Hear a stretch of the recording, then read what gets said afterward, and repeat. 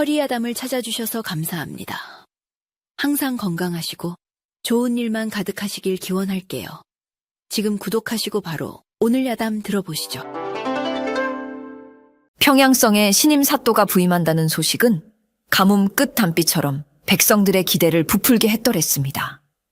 전임 사또는 탐욕스럽기 짝이 없어 툭하면 세금을 올리고 억울한 송사를 제멋대로 판결하여 원성이 자자했기 때문이지요.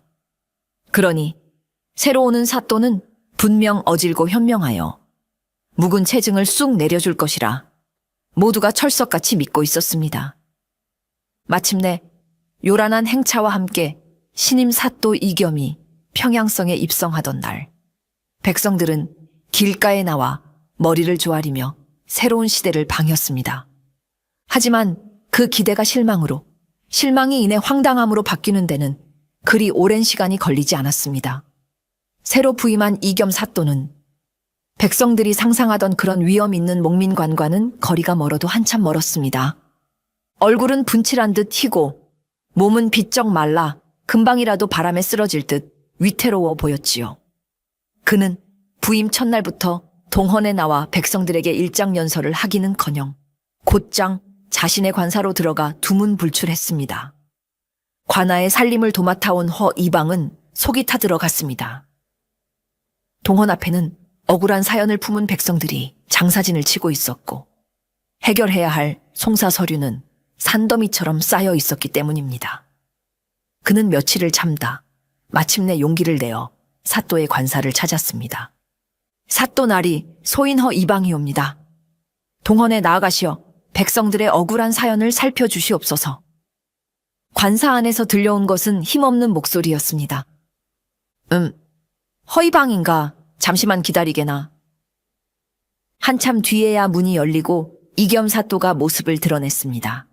그는 관복도 제대로 갖추어 입지 않은 채 손에는 낡고 두꺼운 책 한 권을 들고 있었지요. 지리서였습니다. 사또 나리. 백성들이 애타게 나리를 기다리고 있사옵니다.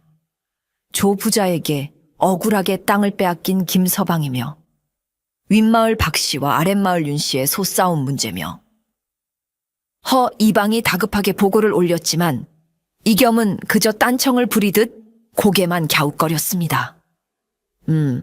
송사라 참으로 어려운 일이로다. 과인이 아직 이 땅의 치세와 기운에 대해 아는 바가 없으니 섣불리 판결을 내릴 수가 없구려. 모든 일에는 하늘의 뜻이 있는 법. 잠시 내버려 두시오. 과인이 좀 더 공부하여 이치를 깨달은 뒤에 그때 가서 살펴보겠소. 허 이방은 제 귀를 의심했습니다. 내버려 두라니요? 사또의 임무가 바로 그 내버려 둘 수 없는 일들을 해결하는 것이 아니던가. 그는 기가 막혀 입을 떡 벌렸지만 감히 사또의 명을 거역할 수는 없었지요. 그날 이후 이겸 사또의 기행은 계속되었습니다. 그는 매일같이 관사에 틀어박혀 풍수지리에 관한 낡은 책들만 파고들었습니다. 산경표, 지리신법 같은 책들을 산더미처럼 쌓아두고 밤낮으로 읽고 또 읽었지요. 어쩌다 동헌에 나와도 백성들의 호소를 건성으로 들으며 하늘의 뜻이 있겠지요. 땅의 기운이 조화롭지 못하구려 같은 알쏭달쏭한 말만 되풀이할 뿐이었습니다. 소문은 걷잡을 수 없이 퍼져나갔습니다. 우리 사또는 샌님이라더라. 칼 대신 붓만 잡고 살던 책상 물림이야. 나라의 농만 축내는 무능한 사또가 왔으니 우리 평양 백성들만 죽어나는구나. 백성들의 원성은 하늘을 찔렀고 관아 아전들은 사또의 무능함에 한숨을 쉬며 제멋대로 일을 처리하기 시작했습니다. 평양성은 새로운 사또가 부임했음에도 불구하고 예전보다 더 혼란스럽고 무질서한 곳이 되어가고 있었답니다. 낮 동안의 평양성이 무능한 사또 때문에 혼란에 빠져 있다면 밤의 평양성은 또 다른 이유로 술렁이기 시작했습니다. 해가 지고 장터가 파할 무렵이면 어디선가 호련히 나타나는 기이한 노인 한 명 때문이었지요.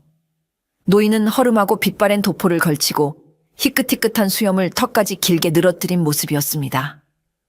누가 봐도 가난한 떠돌이 행색이었지만 그의 눈빛만은 밤하늘의 별처럼 맑고 예리하게 빛났지요. 그는 스스로를 왈자 노인이라 칭했습니다. 왈자란 일정한 거처 없이 떠돌아다니며 땅의 기륭을 봐주는 직관, 즉 풍수쟁이를 일컫는 말이었습니다. 그의 손에는 낡았지만 상아와 흑단으로 정교하게 만들어진 나침반, 윤도가 늘 들려 있었습니다. 이 왈자 노인의 정체는 바로 낮 동안 관사에 틀어박혀 무능한 척 연기하던 신임 사또 이겸이었습니다. 이겸은 사실 조선 팔도에서 따를 자가 없는 천재적인 풍수지리 실력을 가진 인물이었습니다. 그의 집안은 대대로 나라의 지리를 연구하고 궁궐의 털을 잡는 지관의 명문가였지요. 그는 어려서부터 아버지 어깨너머로 땅의 이치를 배우고 바람의 길을 읽는 법을 몸으로 깨우쳤습니다. 그에게 땅은 그저 흙과 돌의 집합이 아니라 살아 숨쉬는 거대한 생명체와도 같았습니다. 그가 사또가 되어 평양에 부임했을 때 그는 단번에 이 땅의 문제가 무엇인지 꿰뚫어 보았습니다. 백성들의 삶이 공허하고 다툼이 잦은 것은 단순히 관리가 부패해서만이 아니었습니다.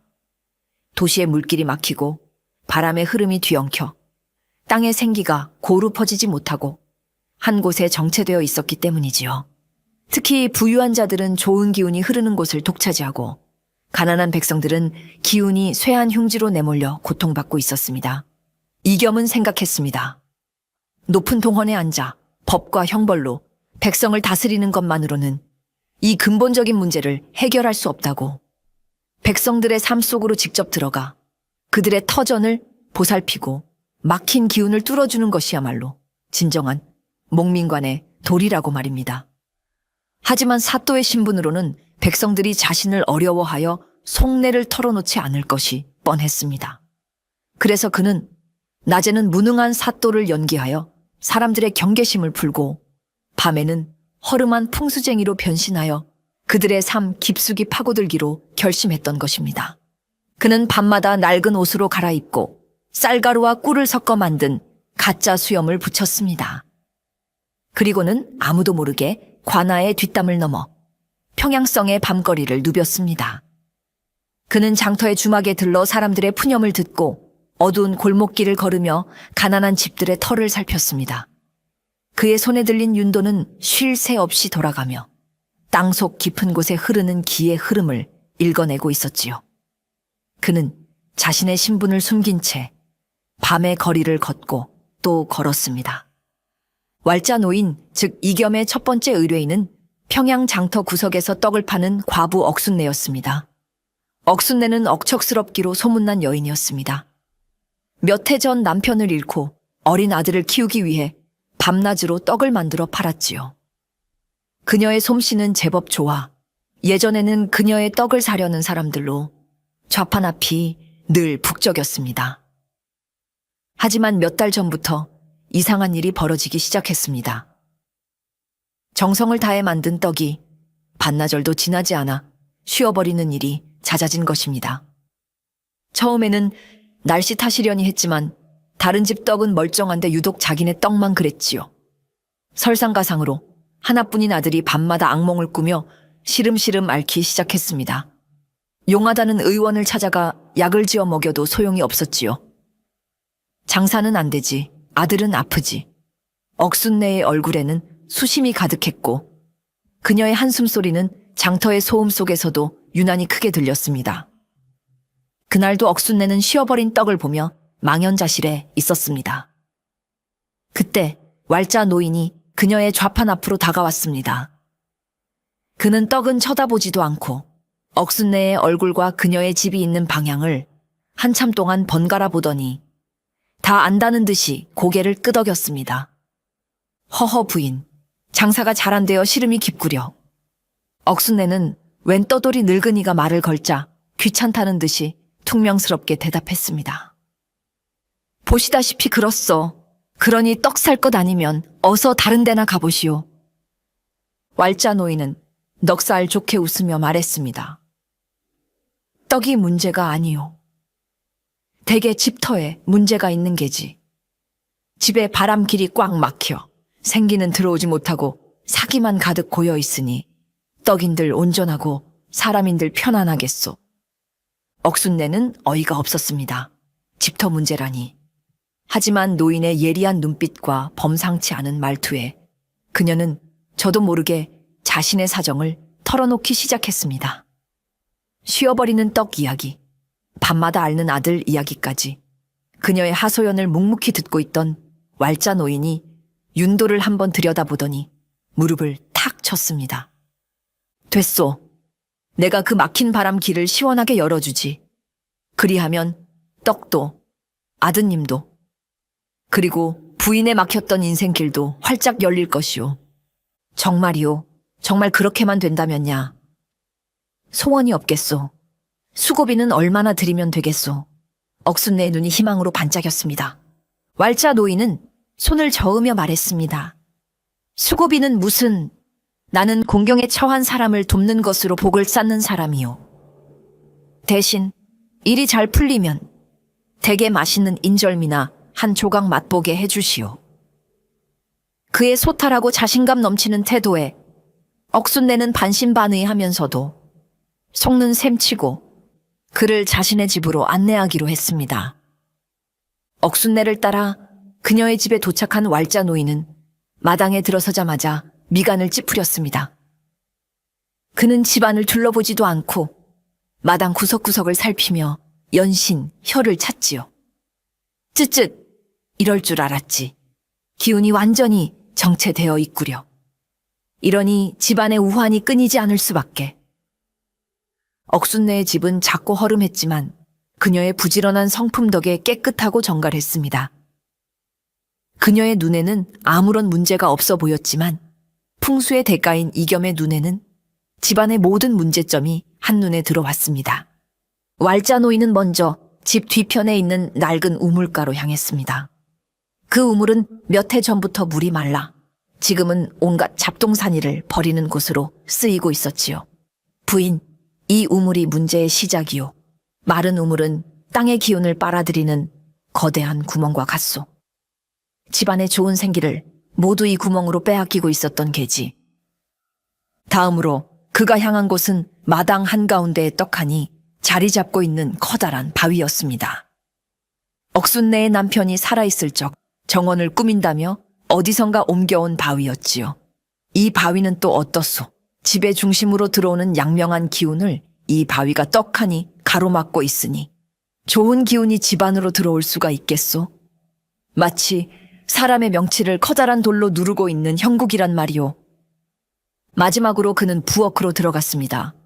그리고는 아궁이의 방향을 유심히 살폈지요. 허허, 이것 참. 아궁이는 집안의 재물과 건강을 관장하는 심장과 같은 곳인데 그 방향이 뒤뜰에 썩은 나무를 향하고 있으니 밥을 지을 때마다 쇠한 기운이 음식에 스며들 수밖에. 이러니 떡이 쉬고 아이가 병드는 것이 당연한 이치요. 왈자 노인의 설명은 하나같이 알쏭달쏭하고 미신처럼 들렸지만 이상하게도 설득력이 있었습니다. 그는 억순내에게 몇 가지 처방을 내렸습니다. 그의 처방은 거창한 것이 아니었습니다. 자, 내 말을 잘 들으시오. 첫째, 집 뒤의 마른 우물은 깨끗한 흙으로 완전히 메워버리시오. 둘째, 마당의 저 바위는 온 동네 사람들을 동원해서라도 당장 치워버리시오. 마지막으로 부엌의 아궁이 방향을 지금보다 동쪽으로 딱 손가락 한 마디만큼만 트시오. 더도 말고 덜도 말고 정확히 손가락 한 마디요. 그리하면 막혔던 바람길이 열리고 집안에 다시 생기가 돌기 시작할 것이요.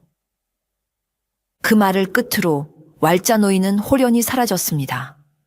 억순내는 반신반의했지만 믿져야 본전이라는 생각에 그의 말대로 해보기로 했습니다. 그녀는 다음 날 아침부터 이웃들에게 떡을 나눠주며 도움을 청했습니다.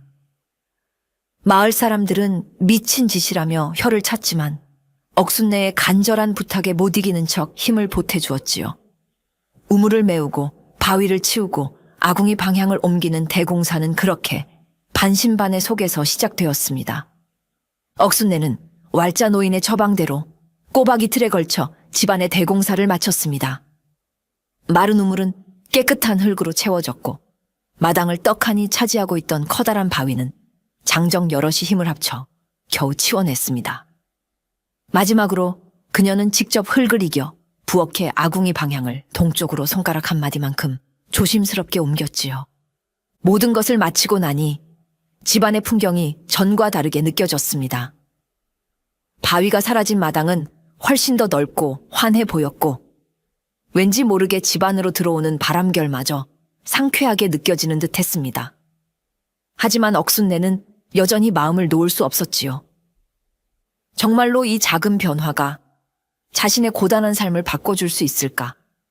기적 같은 일은 바로 다음 날부터 일어나기 시작했습니다. 그날 아침, 억순내는 평소와 똑같이 정성을 다해 떡을 쪘습니다. 그리고는 불안한 마음으로 떡을 좌판에 내놓았지요. 그런데 놀랍게도 해가 중천을 지나 저물 때까지 떡은 전혀 쉬지 않았습니다. 오히려 평소보다 더 쫄깃하고 맛이 좋다는 칭찬이 자자했지요. 아니, 억순내. 오늘 떡은 꿀이라도 발랐나? 왜 이리 맛이 좋은가? 그러게 말이야. 떡에서 윤기가 좌르르 흐르는 게 아주 먹음직스럽구먼. 사람들이 몰려들기 시작했고 그날 억순내의 떡은 눈 깜짝할 사이에 모두 팔려나갔습니다. 억순내는 얼떨떨한 기분으로 빈 좌판을 바라보았지요. 더 놀라운 일은 그날 밤에 일어났습니다. 몇 달간 밤마다 악몽을 꾸며 끙끙 앓던 그녀의 아들이 그날은 아무런 뒤척임도 없이 아침까지 곤히 잠을 잔 것입니다. 다음 날 아침 아들은 오랜만에 맑은 얼굴로 일어나 어머니, 어젯밤에는 아주 좋은 꿈을 꾸었어요. 몸이 날아갈 듯 가뿐해요. 라며 웃었습니다. 헬쑥했던 아이의 뺨에 혈색이 돌기 시작했고 잃었던 입맛도 되찾았습니다. 억순내는 그제야 왈자 노인의 신통한 능력을 온전히 믿게 되었습니다. 그녀는 부엌으로 달려가 가장 좋은 찹쌀로 인절미를 만들었습니다. 그리고는 장터로 달려가 혹시나 왈자 노인을 다시 만날 수 있을까 싶어 사방을 두리번거렸지요. 그녀는 만나는 사람마다 붙잡고 자신의 집에서 일어난 기적 같은 일을 신이 나서 이야기했습니다.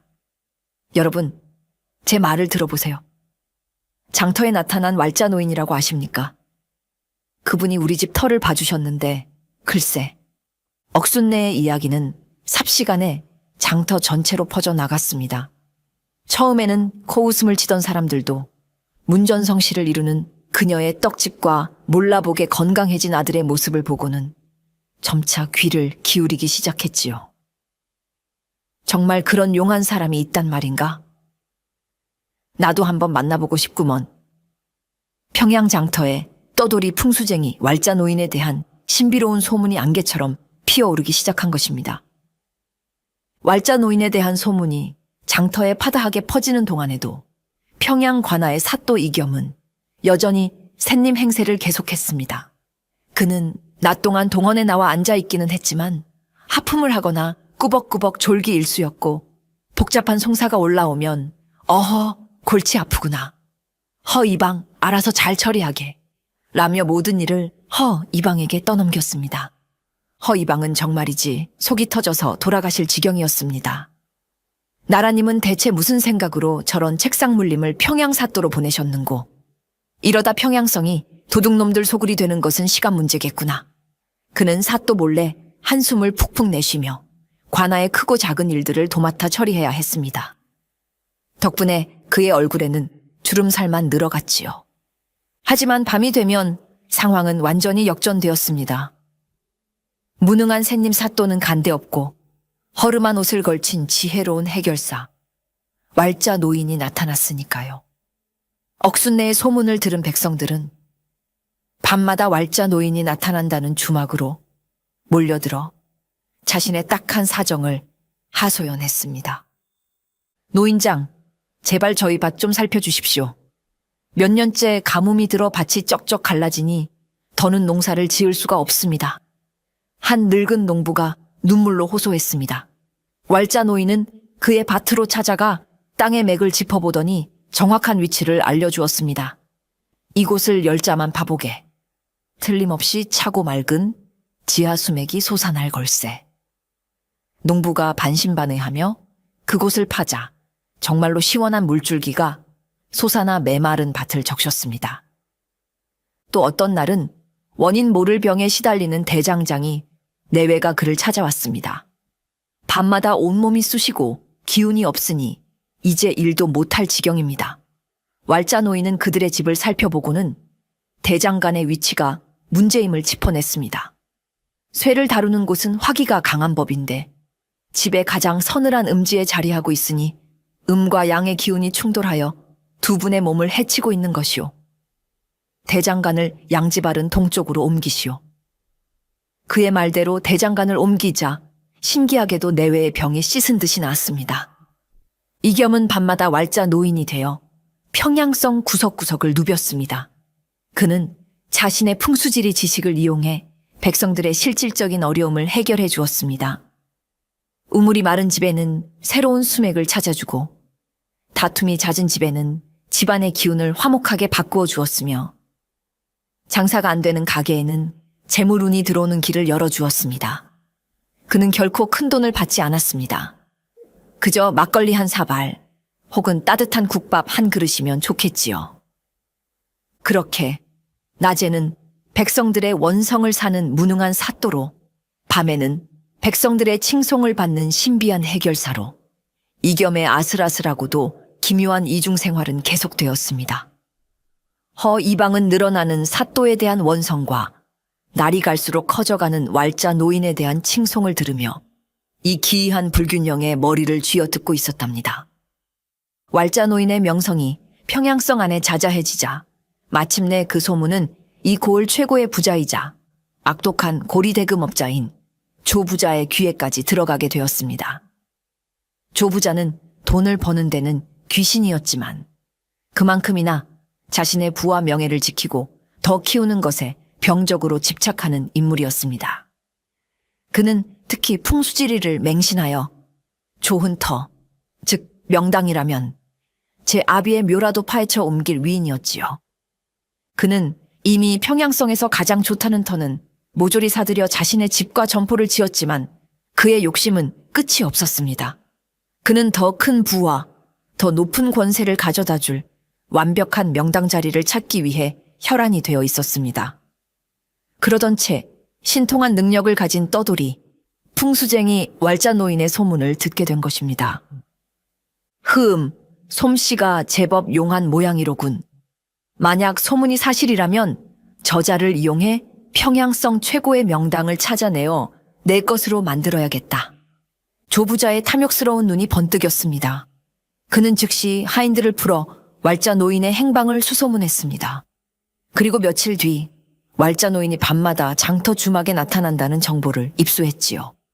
그날 밤 조부자는 비단 옷을 화려하게 차려입고 하인 며칠 거느린 채 주막으로 행차했습니다.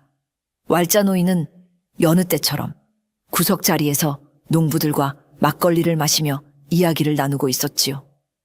조부자는 오만한 태도로 성큼성큼 다가가 왈자 노인의 앞에 섰습니다. 네가 바로 바람의 길을 읽는다는 왈자 노인이냐? 왈자 노인은 고개를 들어 조부자를 위아래로 훑어보았습니다. 이겸은 이미 사또로서 조부자가 백성들의 고혈을 빨아 재산을 불린 악독한 인물이라는 것을 잘 알고 있었습니다. 그의 얼굴에는 부유함이 흘러넘쳤지만 그 이면에는 썩은 물처럼 고여있는 탐욕과 악의 기운이 선명하게 보였습니다. 내가 왈자요만. 부자 양반은 나 같은 늙은이에게 무슨 볼일이시오? 왈자 노인은 능청스럽게 대꾸했습니다. 조부자는 헛기침을 한번 하고는 거들먹거리며 말했습니다. 내가 네 소문을 들으니 땅의 이치에 제법 밝다 하더구나. 내 너에게 큰 돈을 줄 터이니 나를 위해 이 평양성에서 가장 좋은 명당 자리를 하나 찾아다오. 장차 내 자손 만대가 부귀영화를 누릴 수 있는 그런 최고의 길지를 말이다. 왈자 노인은 속으로 코웃음을 쳤습니다. 이미 넘치는 재물을 가졌으면서 아직도 만족을 모르는구나. 저런 자에게 명당은 돼지목의 진주 목걸이일 뿐이지. 하지만 그는 자신의 속내를 감추고 일부러 탐욕스러운 표정을 지으며 말했습니다. 허허, 명당이라. 물론 찾아드릴 수 있지요. 다만 최고의 명당은 그 값을 제대로 치러야 하는 법. 수고비는 두둑이 쳐주실는지. 조 부자는 만족스러운 미소를 지었습니다. 돈 걱정은 말거라. 네 실력만 확실하다면 금은 보화라도 안겨주마. 그는 왈자 노인을 자신의 편으로 만들었다고 확신했지만 실은 제 발로 호랑이 굴에 들어온 꼴이었습니다. 왈자 노인은 이 탐욕스러운 부자를 벌하고 백성들의 한을 풀어줄 절호의 기회라고 생각하며 그의 제안을 흔쾌히 받아들였습니다. 조 부자는 왈자 노인의 실력을 믿으면서도 한편으로는 떠돌이 풍수쟁이의 말을 완전히 신뢰할 수는 없었습니다. 그는 왈자 노인을 본격적으로 이용하기 전에 그의 실력을 직접 시험해 보기로 마음먹었지요. 다음 날 조 부자는 왈자 노인을 자신의 으리으리한 저택으로 초대했습니다. 그리고는 그를 너른 뒷뜰로 안내했지요. 뒷뜰에는 똑같이 생긴 두 개의 작은 흙더미가 있었습니다. 왈자 노인, 내가 어제 이곳에 똑같은 날계란을 하나씩 묻어두었네. 하나는 내가 보기에 생기가 넘치는 좋은 터에, 다른 하나는 왠지 모르게 기운이 좋지 않은 터에 묻었지. 자, 어느 쪽 땅의 계란이 썩지 않고 신선한 기운을 그대로 간직하고 있는지 한번 맞춰보게나. 만약 맞힌다면 내가 노인의 실력을 온전히 믿고 큰일을 맡기겠네. 그것은 아주 교활한 시험이었습니다. 눈으로 보아서는 두 땅의 차이를 전혀 알 수 없었으니까요. 하인들조차 어느 쪽에 신선한 계란이 묻혀 있는지 알지 못했습니다. 조 부자는 왈자 노인이 당황하며 쩔쩔맬 것이라 예상하고 회심의 미소를 지었습니다. 하지만 왈자 노인은 조금도 당황하지 않았습니다. 그는 흙더미에 가까이 다가가지도 않고 멀찍이 서서 두 땅을 번갈아 볼 뿐이었습니다. 그리고는 품에서 낡은 윤도를 꺼내 허공에 대고 기의 흐름을 측정하기 시작했지요. 그의 눈에는 흙의 색깔이나 풀의 모양이 아닌 땅속 깊은 곳에서부터 흘러나오는 보이지 않는 기운의 흐름이 보이고 있었습니다. 왼쪽 땅에서는 축축하고 서늘한 생명이 쇠하는 음기가 흘러나오고 있었습니다. 반면 오른쪽 땅에서는 따뜻하고 건조한 생명이 왕성하게 자라나는 양기가 솟아나고 있었지요. 결과는 불을 보듯 뻔했습니다. 왈자 노인은 윤도를 품에 넣고 자신만만한 목소리로 말했습니다. 허허, 이런 쉬운 문제를 내시다니. 조 부자께서는 저를 너무 얕보시는구려. 그는 왼쪽 흙더미를 손가락으로 가리키며 말했습니다. 이쪽 땅은 지맥이 끊기고 차가운 물길이 바로 아래를 지나고 있어 만물이 썩어나는 흉지 중에 흉지올시다. 이곳에 묻힌 계란은 이미 썩어 문드러져 지독한 악취를 풍기고 있을 것이요. 그리고는 오른쪽 흙더미를 가리켰습니다. 반면 이쪽 땅은 산의 전기가 모여드는 혈자리로 따뜻한 생기가 가득한 길지올시다. 이곳의 계란은 마치 암탉이 품고 있는 것처럼 신선한 기운을 그대로 간직하고 있을 것입니다. 그의 막힘없는 설명에 조 부자의 얼굴이 조금씩 굳어지기 시작했습니다. 그는 하인에게 눈짓을 했고 하인들은 떨리는 손으로 두 흙더미를 파헤치기 시작했습니다. 결과는 왈자 노인의 말과 정확히 일치했습니다. 왼쪽 땅에서는 껍질이 검게 변하고 지독한 냄새를 풍기는 썩은 계란이 나왔고 오른쪽 땅에서는 방금 낳은 것처럼 매끄럽고 신선한 계란이 나왔습니다. 조 부자는 자신의 눈앞에서 벌어진 믿을 수 없는 광경에 입을 다물지 못했습니다. 조 부자는 왈자 노인의 신통한 능력에 완전히 매료되었습니다. 그는 그날부터 왈자 노인을 극진히 대접하며 매일같이 평양성 최고의 명당을 찾아달라고 졸랐지요. 왈자 노인은 마침내 때가 되었다고 판단했습니다. 그는 조 부자의 끝없는 탐욕을 역이용하여 그를 벌하고 백성들의 고통을 덜어줄 거대한 덫을 놓기로 결심했습니다. 며칠간 왈자 노인은 조 부자와 함께 평양성 구석구석을 돌아다니는 척했습니다.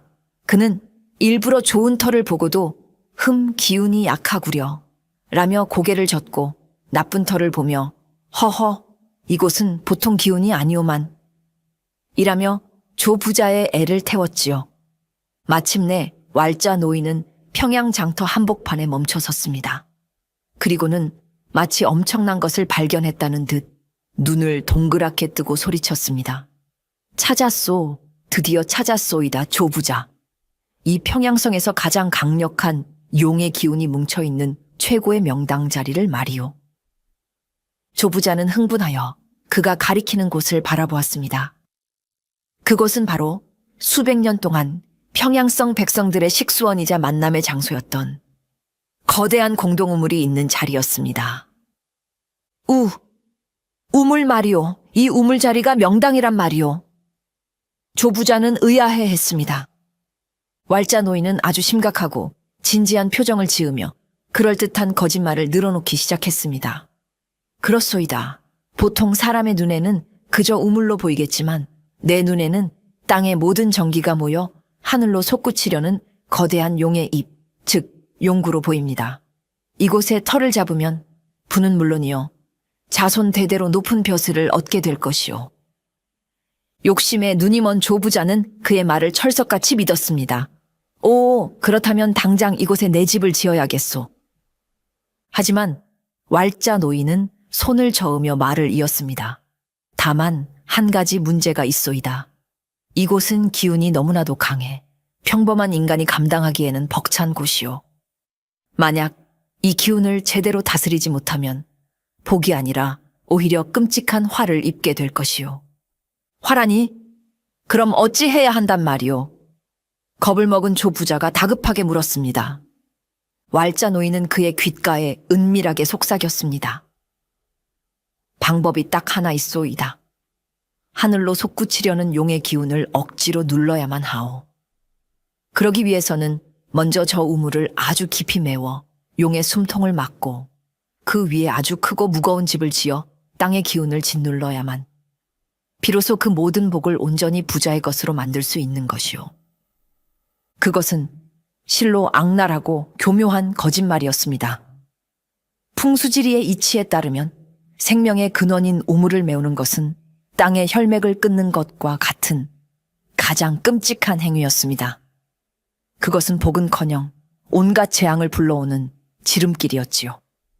하지만 탐욕에 눈이 먼 조 부자는 그 이면에 숨겨진 무서운 진실을 전혀 꿰뚫어 보지 못했습니다. 그는 자신의 욕망을 채워줄 달콤한 말에 완전히 넘어가 끔찍한 계획을 실행에 옮길 준비를 하기 시작했습니다. 조 부자는 왈자 노인의 말을 듣자마자 한시도 지체하지 않고 자신의 끔찍한 계획을 실행에 옮겼습니다. 그는 먼저 평양 관아의 허 이방과 아전들에게 두둑한 뇌물을 안겼습니다. 처음에는 허 이방도 아니 대감 마을의 공동 우물을 메우는 것은 당치 않사옵니다. 백성들의 원성이 하늘을 찌를 것입니다. 라며 반대했습니다. 하지만 조 부자가 내민 금덩이 앞에서 그의 미약한 양심은 눈 녹듯 사라져 버렸지요. 관아의 묵인이라는 날개를 단 조 부자는 이제 거리낄 것이 없었습니다. 그는 자신의 사병과도 같은 장정들을 동원하여 하루아침에 평양 장터의 공동 우물을 포위했습니다. 그리고는 우물가에서 장사를 하던 상인들과 물을 길러온 안악들을 강제로 내쫓기 시작했습니다. 모두 비켜라. 오늘부터 이 우물은 조부자 어르신의 소유가 되었다. 어서 썩 물러가지 못할까. 장정들의 횡포에 장터는 순식간에 아수라장이 되었습니다. 아니, 이게 무슨 날벼락 같은 소리요. 대대손손 우리 모두가 마셔온 우물을 빼앗겠다니. 우리가 이 물 없이는 하루도 살 수가 없소. 백성들은 필사적으로 저항했지만 몽둥이를 든 장정들 앞에서는 속수무책이었습니다. 조 부자는 그 모든 소란을 지켜보며 만족스러운 미소를 지었습니다. 그는 저항하는 백성들을 향해 소리쳤습니다. 이 우물은 이제 내 것이다. 억울하면 너희도 나처럼 부자가 되거라. 이제 곧 이곳에 나의 별채가 들어설 것이니 다시는 얼씬도 하지 말거라. 그날부터 우물을 메우는 작업이 시작되었습니다.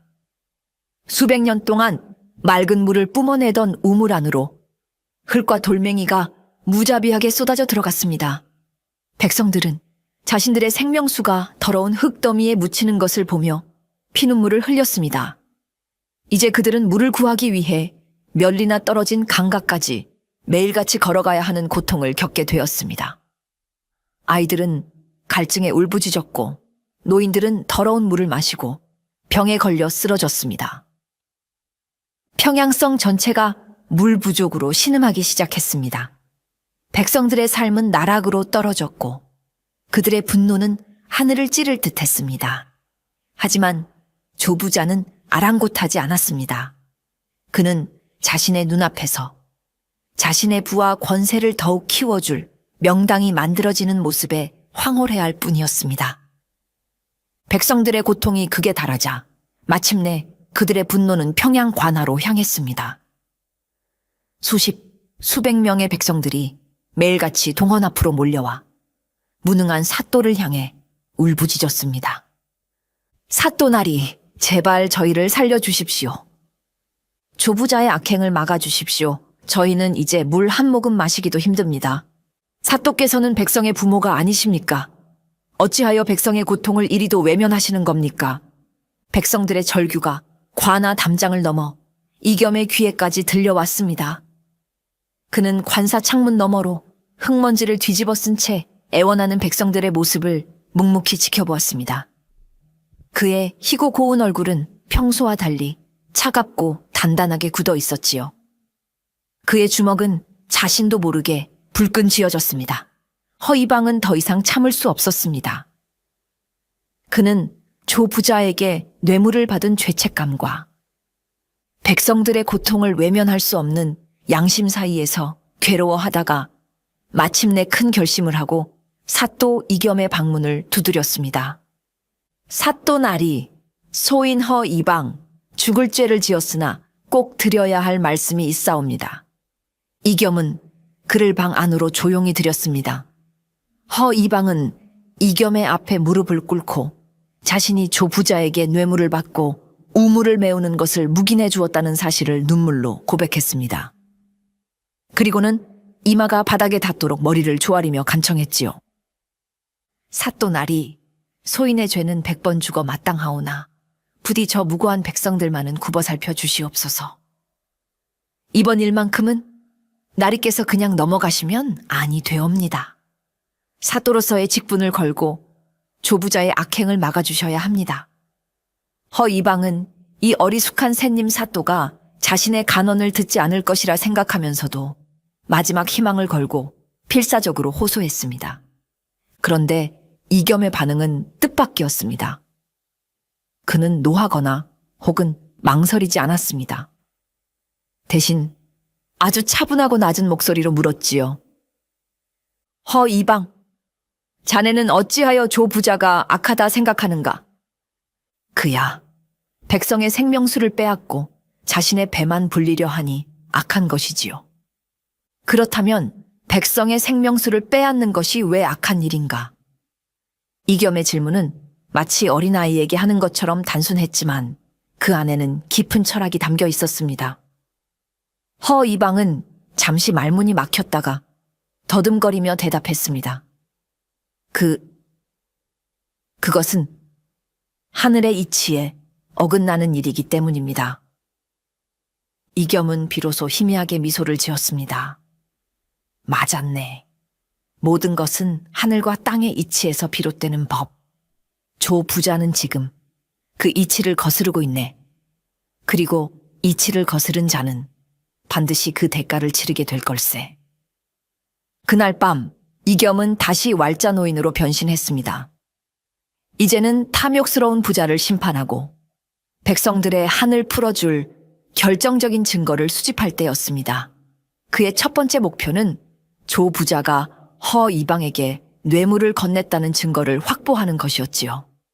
왈자 노인은 늦은 밤 허 이방의 집을 몰래 찾아갔습니다. 허 이방은 갑자기 나타난 왈자 노인의 모습에 기겁을 했지만 낮에 겪었던 사또의 범상치 않은 모습과 어딘가 닮아 있다는 생각에 자신도 모르게 그를 방 안으로 들였습니다. 허 이방, 자네 조 부자에게 받은 금덩이 때문에 밤잠을 설치고 있구만. 얼굴에 다 쓰여 있어. 왈자 노인의 말에 허 이방은 심장이 철렁 내려앉았습니다. 어찌 그것을? 나는 바람의 길뿐만 아니라 사람의 마음길도 읽는 사람이라오. 자네, 이대로 가다가는 조부자와 함께 망하게 될 걸세. 하지만 지금이라도 백성의 편에 선다면 내가 자네를 살 길을 알려주지. 왈자 노인의 설득에 양심의 가책을 느끼고 있던 허 이방의 마음은 완전히 흔들렸습니다. 그는 결국 조부자에게 받았던 금덩이를 증거로 내어놓고 그의 모든 죄를 증언하기로 약속했습니다. 다음으로 왈자 노인이 향한 곳은 억순내의 떡집이었습니다.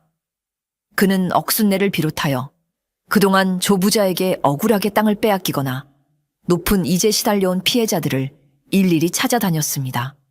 그리고는 그들의 피해 사실을 상세하게 기록하고 증언을 확보했지요. 처음에는 보복이 두려워 입을 열기꺼리던 사람들도 왈자 노인의 신통한 능력과 진심 어린 설득에 하나둘씩 용기를 내기 시작했습니다. 며칠 밤에 걸쳐 왈자 노인의 손에는 조부자의 악행을 증명하는 수많은 증거와 증언들이 산더미처럼 쌓였습니다. 뇌물장부, 거짓 빈문서, 그리고 백성들의 피눈물이 담긴 탄원서까지. 이제 법의 심판대에 조부자를 세울 모든 준비는 끝났습니다. 이겸은 낮에는 여전히 무능한 사또 행세를 하며 조부자를 안심시켰습니다.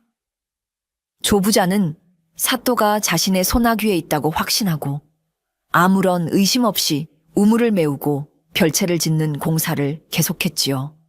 그는 자신의 발밑에서 자신을 올가맬 거대한 그물이 쳐지고 있다는 사실을 꿈에도 모른 채 탐욕의 꿈에 부풀어 있었습니다. 조부자의 별채 공사는 밤낮을 가리지 않고 계속되었습니다. 수백 년간 맑은 물을 품어냈던 공동우물은 이제 완전히 흙더미에 묻혀 흔적도 없이 사라졌고 그 위로 거대한 저택의 뼈대가 하루가 다르게 올라가고 있었지요. 조부자는 매일 공사 현장에 나와 인부들을 닥달하며 자신의 새로운 복덩이가 완성되는 모습을 흐뭇하게 지켜보았습니다. 그러던 어느 맑은 날 오후였습니다. 인부들이 막 지붕에 대들보를 올리려던 순간 갑자기 맑던 하늘이 순식간에 어두워지더니 우르르 쾅 하는 굉음과 함께 마른 하늘에 날벼락이 내리쳤습니다. 벼락은 정확하게 공사장 옆에 있던 수백 년 묵은 느티나무를 강타했습니다. 거대한 나무는 불길에 휩싸이며 반으로 쪼개져 공사장 쪽으로 쓰러졌습니다. 우악! 인부들은 비명을 지르며 흩어졌고 쓰러진 나무는 방금 올리려던 대들보를 덮쳐 요란한 소리를 내며 공사장의 뼈대를 무너뜨렸습니다. 다행히 다친 사람은 없었지만 며칠간 공들여 쌓아 올린 공든탑이 한순간에 아수라장으로 변해버린 것입니다. 이 기이한 광경을 지켜보던 사람들은 모두 두려움에 떨었습니다. 이것은 단순한 사고가 아니었습니다. 명백한 하늘의 경고였습니다. 바로 그때 어디선가 나타난 왈자 노인이 잿더미가 된 공사장을 가리키며 외쳤습니다. 보아라, 이것은 땅의 주인이신 지신의 노여움이다. 감히 백성의 생명수를 끊고 용의 숨통을 막으려 한 조부자의 탐욕에 하늘이 진노하신 것이다. 당장 이 공사를 멈추지 않으면 다음번에는 저 대들보가 아니라 조부자 내놈의 머리 위로 벼락이 떨어질 것이다. 왈자 노인의 외침은 마치 신의 예언처럼 사람들의 마음에 깊이 파고들었습니다. 인부들은 겁에 질려 더 이상 일을 하려 하지 않았고 구경하던 백성들은 하늘이 무섭지도 않으냐, 당장 우물을 되살려내라 며 조부자를 향해 소리치기 시작했습니다. 조부자 역시 마른 하늘에 날벼락을 맞은 이 기이한 현상에 속으로는 덜컥 겁이 났습니다. 하지만 그는 애써 태연한 척하며 이까짓 우연한 사고에 흔들릴 내가 아니다. 썩 물러가라. 며 사람들을 윽박질렀습니다. 하지만 그의 마음속에는 불안의 씨앗이 심어졌습니다. 왈자 노인의 말이 그의 탐욕스러운 마음에 작은 균열을 내기 시작한 것입니다. 민심은 이제 완전히 조부잭에서 등을 돌렸습니다. 왈자 노인의 계획대로 모든 것은 조부자의 파멸을 향해 차근차근 진행되고 있었습니다. 벼락 사건 이후 조부자에 대한 민심은 걷잡을 수 없이 악화되었습니다. 백성들은 그를 하늘의 노여움을 산자라며 기피했고 그의 집 앞을 지날 때마다 불길하다며 침을 뱉었습니다. 인부들은 모두 도망쳐 그의 별채 공사는 완전히 중단되었지요. 이 모든 상황을 지켜보던 이겸은 마침내 때가 왔다고 판단했습니다. 조부자를 심판할 모든 증거는 모였고 백성들의 분노는 하늘을 찌를 듯했습니다. 이제 남은 것은 무능한 샌님 사또의 가면을 벗고 정의로운 목민관의 본 모습을 드러내는 것뿐이었습니다. 그날 밤 이겸은 자신을 찾아온 허 이방을 관사 안으로 조용히 불렀습니다. 허 이방은 여전히 불안한 기색이 역력했지요. 사또 날이 민심이 흉흉하여 금방이라도 밀란이라도 일어날 기세입니다. 이제 정말로 결단을 내리셔야 합니다. 이겸은 평소의 어리숙한 표정 대신 차갑고 진지한 얼굴로 허 이방을 바라보았습니다. 허 이방, 내일 아침 동헌의 평양성의 모든 백성들을 불러 모으게. 조부자와 그의 하수인들, 그리고 그에게 피해를 본 모든 이들을 한 사람도 빠짐없이 모이도록 하게. 네? 모든 백성들을 말입니까? 대체 무슨 영문으로? 허 이방은 어리둥절했습니다. 이겸은 그의 말에 대답하는 대신 몇 가지 지시를 더 내렸습니다. 그리고 조부자가 계란을 묻었던 그 뒤뜰의 두 흙더미를 절대 아무도 손대지 못하도록 포졸들을 시켜 지키게. 마지막으로 내일 동헌마당에 커다란 차이를 치고 모든 아전들은 가장 깨끗한 관복을 입고 도열하도록 하게. 내일 내가 이 평양성에 막힌 기운을 시원하게 뚫어줄 참이니. 그의 목소리에는 서리빨 같은 위엄과 흔들림 없는 자신감이 담겨 있었습니다. 허 이방은 그 기세에 압도되어 저도 모르게 예, 사또 나리 하고 대답하며 머리를 조아렸습니다. 그는 여전히 사또의 진짜 의도가 무엇인지 알 수 없었지만 내일 아침 평양성에 아주 크고 중요한 일이 벌어지리라는 것만은 직감할 수 있었습니다. 모든 지시를 마친 이겸은 창밖의 어두운 밤하늘을 바라보았습니다. 길고 길었던 밤의 이중 생활도 이제 오늘로 끝이었습니다. 내일 아침이 밝으면 그는 더 이상 샌님 사또도 떠돌이 왈자 노인도 아닌 평양의 백성을 책임지는 진정한 목민관 이겸으로 다시 태어날 것입니다. 그의 마음은 폭풍 전야처럼 고요하고 또 비장했습니다. 다음 날 아침 평양 관아의 동헌마당은 이른 시간부터 인산인해를 이루었습니다. 사또의 명에 따라 평양성의 모든 백성들이 무슨 일인가 싶어 구름처럼 몰려들었기 때문이지요. 마당 한쪽에는 오만한 표정의 조부자와 그의 하수인들이, 다른 한쪽에는 억울한 표정의 백성들이 불안하게 서 있었습니다. 마침내 약속된 시간이 되자 동헌의 문이 활짝 열리고 사또 이겸이 모습을 드러냈습니다. 사람들은 모두 자신의 눈을 의심했습니다. 평소에 어리숙하고 힘없는 샌님 사또는 간대였고 용이 그려진 관복을 늠름하게 차려입고 굳게 담은 입술과 형형한 눈빛으로 위엄을 뿜어내는 전혀 다른 사람이 서 있었기 때문입니다. 이겸은 어사좌에 앉아 마당을 가득 메운 백성들을 천천히 둘러보았습니다. 그리고는 나지막하지만 마당 전체에 울려 퍼지는 힘 있는 목소리로 입을 열었습니다.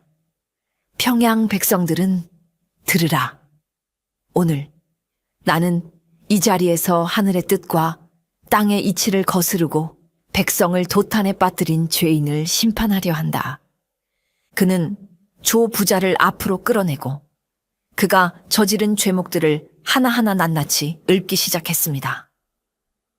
죄인은 고리 대금으로 백성의 고열을 빨고 뇌물로 관리를 매수하였으며 거짓 문서로 힘없는 자의 땅을 빼앗고 무엇보다 백성의 생명수인 공동우물을 제 욕심을 위해 막아버렸으니 그 죄가 실로 크고 무겁다. 하지만 조부자는 조금도 꿀리지 않았습니다. 그는 사또 이겸을 샌님이라고 얕보고 있었기에 코웃음을 치며 소리쳤지요. 허허, 사또, 증좌도 없이 뜬구름 잡는 소설을 쓰시는구려. 내가 언제 그런 짓을 했단 말이오. 그가 자신의 죄를 부인하며 비웃는 바로 그 순간 이겸이 호통을 쳤습니다. 네 이놈, 아직도 네 죄를 뉘우치지 못하는구나. 증좌가 없다고? 좋다. 이 땅이 바로 너의 죄를 증명하는 가장 확실한 증좌이니라. 이겸은 자리에서 일어나 조부자를 향해 손가락질하며 외쳤습니다. 네 이놈 조부자, 너는 얼마 전 너의 뒤뜰에서 나의 실력을 시험한다며 계란 2개를 묻었지.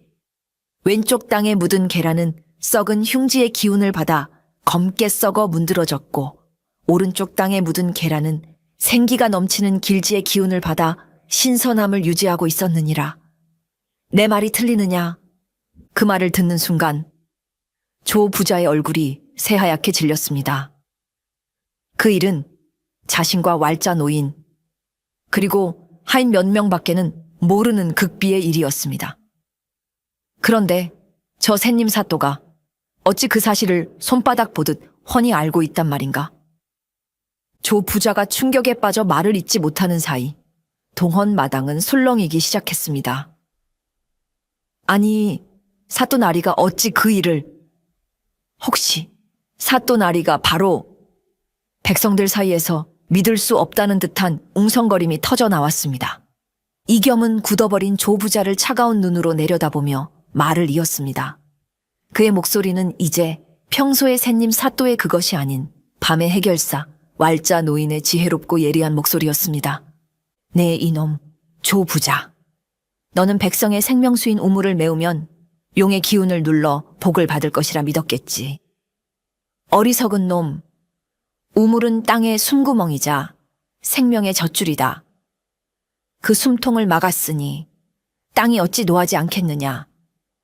마른 하늘에 날벼락이 치고 대들보가 무너진 것은 바로 땅의 경고였느니라. 그럼에도 너는 그 탐욕을 멈추지 않았으니 이제 남은 것은 파멸뿐이다. 이겸은 풍수지리의 깊은 이치를 막힘없이 꿰뚫으며 조 부자의 악행이 왜 하늘과 땅의 이치에 어긋나는 것인지를 논리정연하게 설명했습니다. 그의 해박한 지식과 날카로운 통찰력에 마당에 모인 모든 사람들은 입을 다물지 못했습니다. 마침내 허 이방이 앞으로 나서며 무릎을 꿇고 외쳤습니다. 사또 나리, 아니, 왈자 노인 어르신. 그 외침과 함께 모든 진실이 밝혀졌습니다. 그동안 백성들이 무능하다고 손가락질했던 샌님 사또가 바로 밤마다 나타나 자신들의 어려움을 해결해 주었던 신통한 왈자 노인이었다는 사실을 엄청난 반전에 조 부자는 물론 허 이방과 모든 백성들은 경악을 금치 못했습니다. 그럴 리가. 조 부자는 믿을 수 없다는 듯 머리를 감싸쥐고 주저앉았습니다.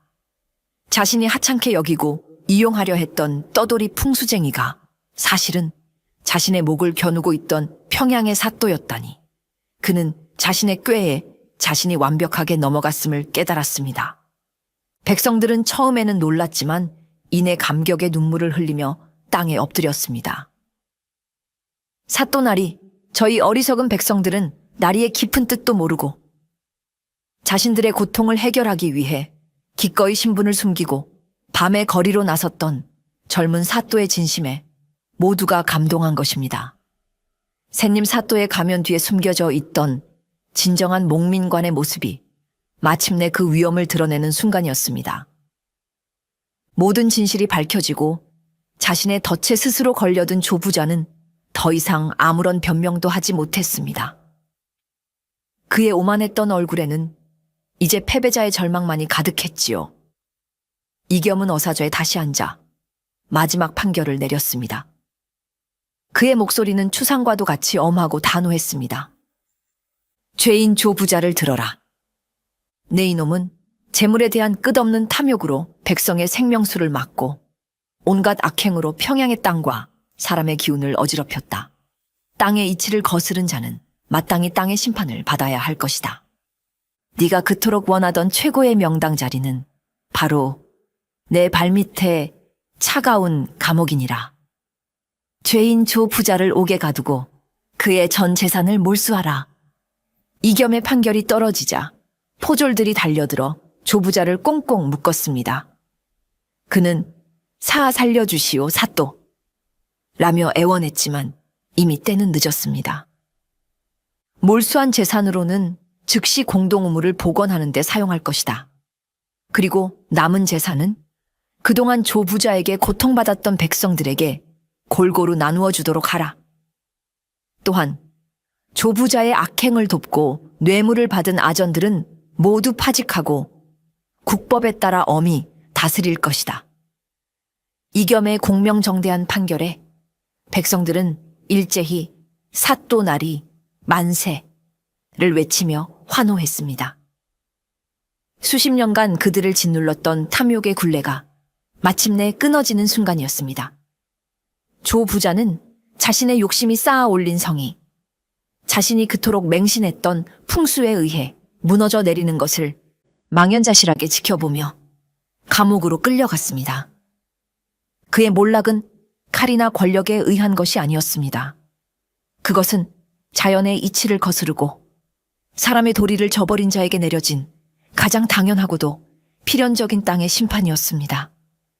이겸은 높은 곳에서 법으로만 심판하는 대신 가장 낮은 곳에서 땅의 이치로 그리고 사람의 마음으로 악을 벌하고 정의를 바로 세운 것입니다. 조부자가 몰락한 다음 날 평양 장터는 오랜만에 활기로 넘쳤습니다. 이겸의 명에 따라 공동우물을 복원하는 대대적인 공사가 시작되었기 때문이지요. 놀라운 것은 관아에서 인부들을 동원하기도 전에 평양성의 모든 백성들이 자발적으로 삽과 지게를 들고 장터로 모여들었다는 것입니다. 억순내는 가장 먼저 달려와 시원한 막걸리와 떡을 사람들에게 나눠주며 힘을 북돋았습니다. 자자, 어서들 드시고 힘을 냅시다. 우리 사또 나리께서 열어주신 바람길을 이제 우리 손으로 완성해야지요. 사람들은 너나 할 것 없이 힘을 합쳤습니다. 젊은이들은 땀을 뻘뻘 흘리며 우물을 막고 있던 흙과 돌을 파냈고 아낙네들은 음식을 나르며 그들을 응원했습니다. 아이들까지 고사리 손으로 작은 돌멩이를 나르며 힘을 보탰지요. 장터는 마치 큰 잔치가 열린 것처럼 사람들의 웃음소리와 힘찬 노랫소리로 가득 찼습니다. 며칠간의 공사 끝에 마침내 우물바닥을 막고 있던 마지막 흙더미가 걷혔습니다. 그러자 쏴! 하는 소리와 함께 땅속 깊은 곳에서부터 맑고 시원한 물줄기가 솟구쳐 오르기 시작했습니다. 수백 년간 잠들어 있던 땅의 혈맥이 다시 힘차게 고동치는 순간이었습니다. 물이 솟는다, 물이 솟아나. 백성들은 일제히 환호성을 지르며 솟아오르는 물줄기를 맞았습니다. 그들은 서로를 부둥켜 안고 되찾은 생명수에 대한 기쁨의 눈물을 흘렸습니다. 억순내가 떠온 첫 우물물은 그 어떤 감로수보다도 달고 시원했습니다. 다시 열린 우물은 단순히 식수원 이상의 의미를 가졌습니다. 그것은 조 부자의 탐욕에 막혀있던 마을의 생명력이 다시 힘차게 돌기 시작했음을 알리는 상징이었습니다. 억순내의 떡이 더 이상 쉬지 않게 된 것처럼 마을 전체에 정체되어 있던 기운이 풀리고 막혔던 바람길이 시원하게 열린 것입니다. 사람들의 얼굴에는 다시 건강한 혈색과 활기가 돌기 시작했습니다. 평양성은 지혜로운 사또와 힘을 합친 백성들의 손에 의해 다시 생명이 넘치는 땅으로 거듭나고 있었습니다.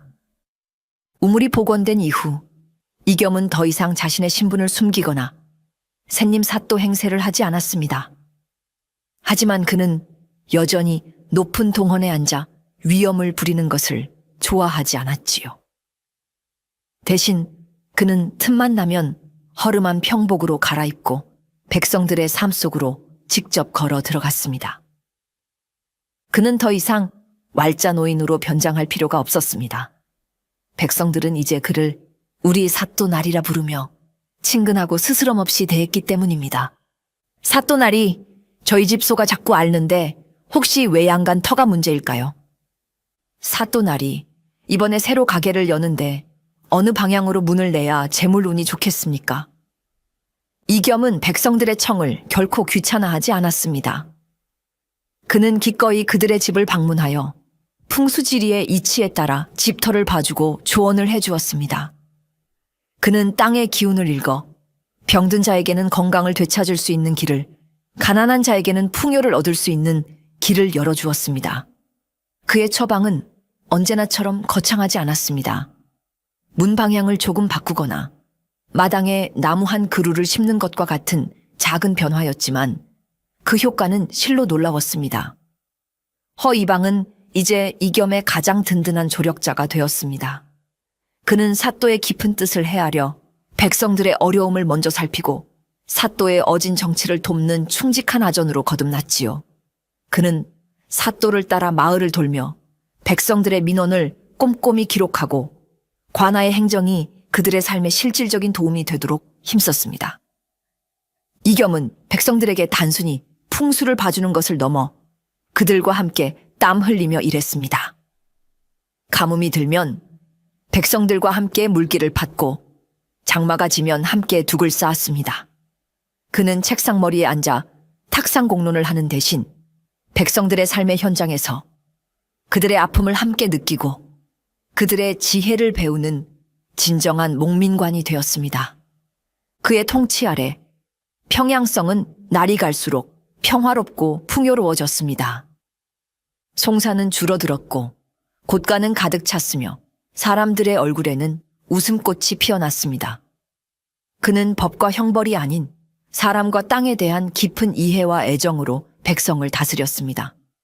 그리고 그것이야말로 진정한 소통이자 가장 위대한 정치였습니다. 세월이 흘러 이겸 사또의 임기가 끝나 한양으로 돌아가야 할 때가 왔습니다.